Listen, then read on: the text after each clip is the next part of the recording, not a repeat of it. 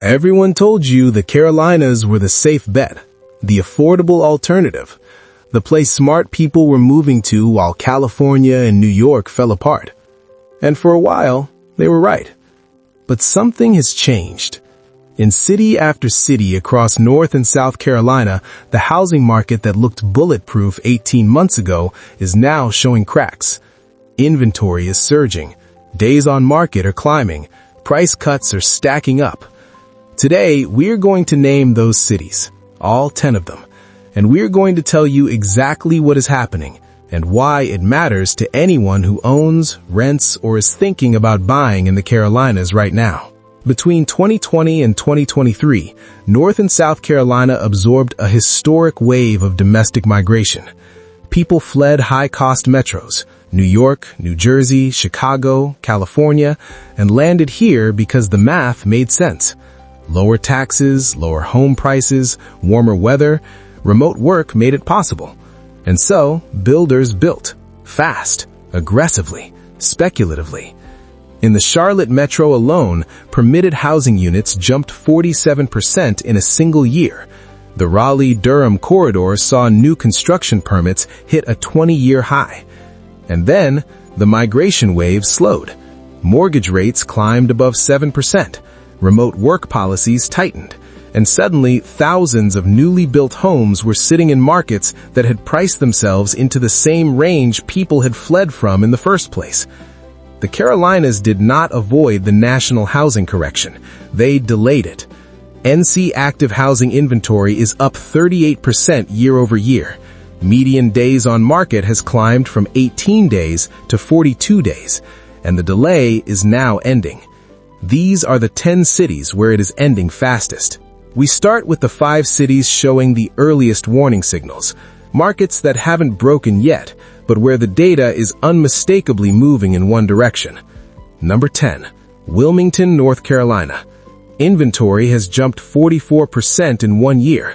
Short-term rental demand is softening. Investors who bought in 2021 expecting Airbnb cash flow are now quietly listing. Number 9, Fayetteville, North Carolina. Median prices already down 6.2% year over year. Fort Liberty's realignment is creating housing uncertainty. Investor-owned rentals are seeing vacancy rates climb in ways the 2021 numbers didn't predict. Number 8, Hickory, North Carolina.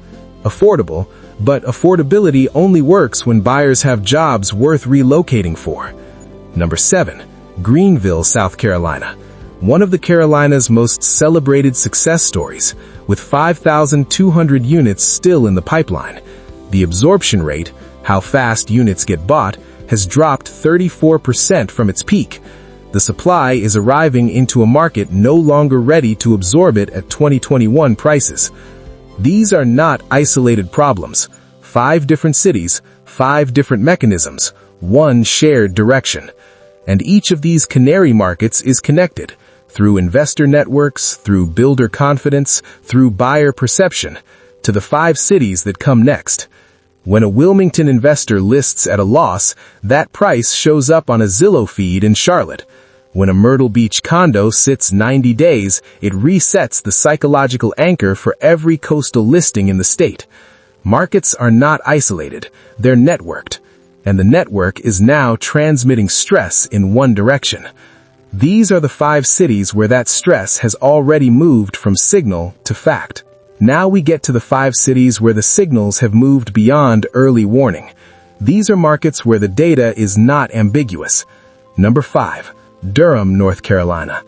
At its peak, Durham's price-to-income ratio hit 7.4x, a level that historically precedes sharp corrections. Median prices are already down 8.1% year over year. Number 4, Raleigh, North Carolina. The most important city on this list because it will set the psychological tone for the entire Carolina market.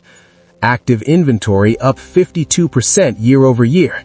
Peak to now price declines near 10%, and 22,000 units still in the construction pipeline. Number 3, Concord and Cabarrus County, North Carolina. A suburb that absorbed massive investor activity during the pandemic boom. 24% of home sales here went to investors. Now, rental vacancy is rising. Hold and bleed cash flow, or list and take the loss.